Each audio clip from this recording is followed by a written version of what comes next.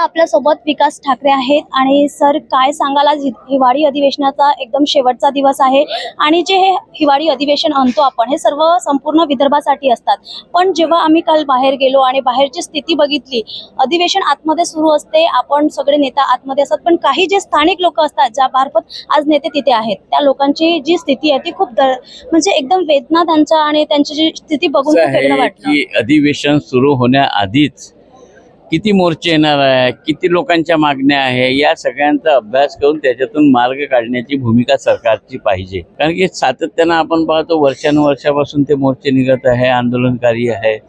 जर त्यांचा प्रॉब्लेम सरकार सॉल्व करू शकत नाही, त्यांना स्पष्ट सांगायला पाहिजे की तुम्ही आपला वेळ व्यर्थ घालू नका, नागपुरात ट्रॅफिक जाम करू नका, कारण की त्यांच्या जेवणाची व्यवस्था, त्यांच्या सगळ्या राहण्याची व्यवस्था, ऊन थंडी सगळ्यांचा सामना त्यांना करावा लागतो आणि अशा परिस्थितीत त्यांची अवस्था खराब होते आणि त्यांचा प्रश्न सुटणार नसतो।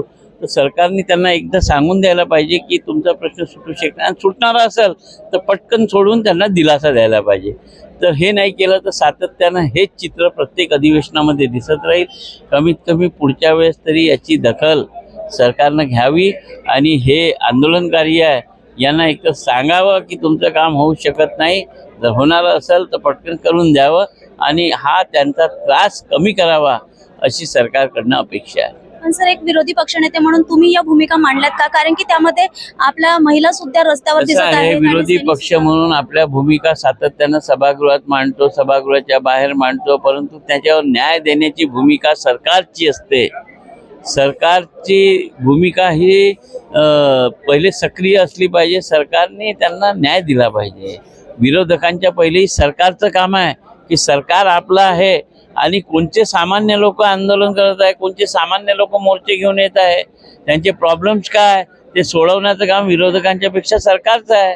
तर सरकारनं हे काम करून घेतलं तर विरोधकांजवळ प्रश्नच राहणार नाही आणि जर विरोधक प्रश्न मांडत आहे तर त्यांच्या माध्यमातून सोडवून द्यावं। काहीही करून या विदर्भातून येणारे हे आंदोलन मोर्चा यांना न्याय द्यावा हीच एक अपेक्षा विदर्भावासीयांना आहे। सर, माझा हा प्रश्न आहे की सर्वात जास्त त्यामध्ये रोजगारमध्ये युवा होते, महिला सुद्धा आहेत, अप्रोड व्यक्तित्व पण आपल्याला बघायला मिळालेले आहेत। यातून कुठला तरी मुद्दा अधिवेशनात आतमध्ये मांडला गेला?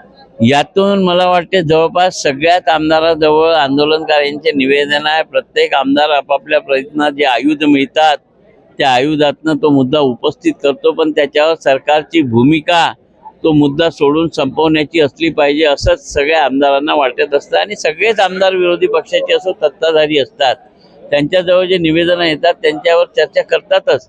अनेक चर्चा याच्यावर झालेल्या आहेत। आणि सर, आपण मांडलेले मुद्दे या अधिवेशनामध्ये काहीतरी त्याला तोडगा मिळालेला? हा निघेल काही तोडगा आता मुख्यमंत्र्यांच्या उत्तरामध्ये ते आम्हाला समजेल।